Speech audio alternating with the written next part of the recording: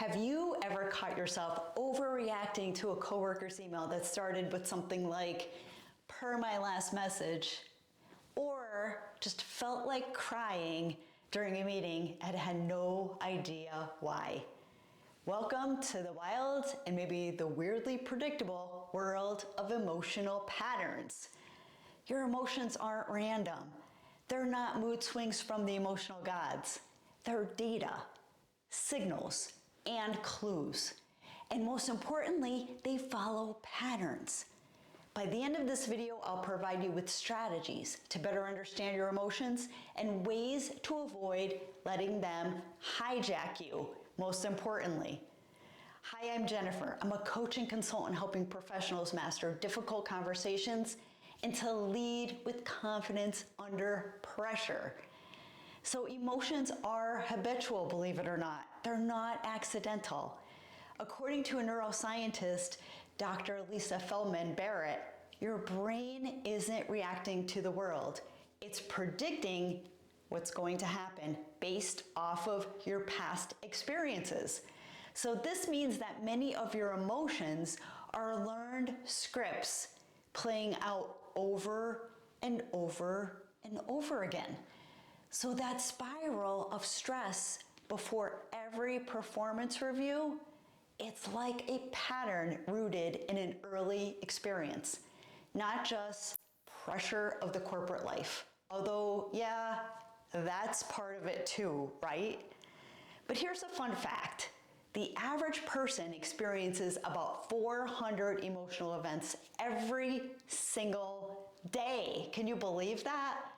But less than 36% of people can accurately identify what they're feeling in the moment. How about that? So unfortunately, most of the time, your emotional GPS is often on autopilot, right? We're just being hijacked every second of the day in different directions. And the problem is when you can't name your emotions, you can't reframe them and you can't get past a lot of this hijacking. And when you can't reframe them, you're stuck in that same feedback loop. So research from Yale's Center for Emotional Intelligence, it shows that people with greater emotional granularity, which is basically a fancy term for being able to label your emotions precisely, like distinguishing between anxious versus overwhelmed versus frustrated. They're better at managing stress, communicating effectively, and bouncing back from setbacks if you can get to this granularity. So, yes, building a better emotional vocabulary isn't just for poets, it's for power players just like you. So if you could spot the patterns, you can shift your responses.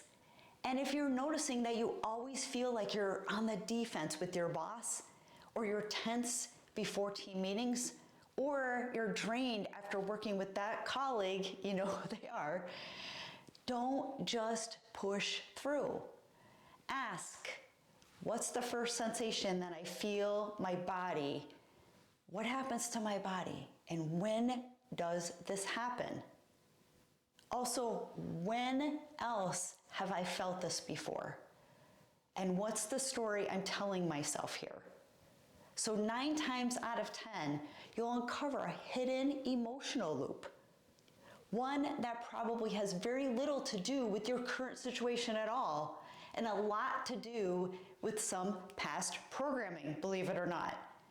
So that emotional mastery, it equals professional advantage, believe it or not. So in today's fast-paced, conflict-prone workplace, understanding your emotional patterns is a competitive edge. Research from TalentSmart EQ shows that 90%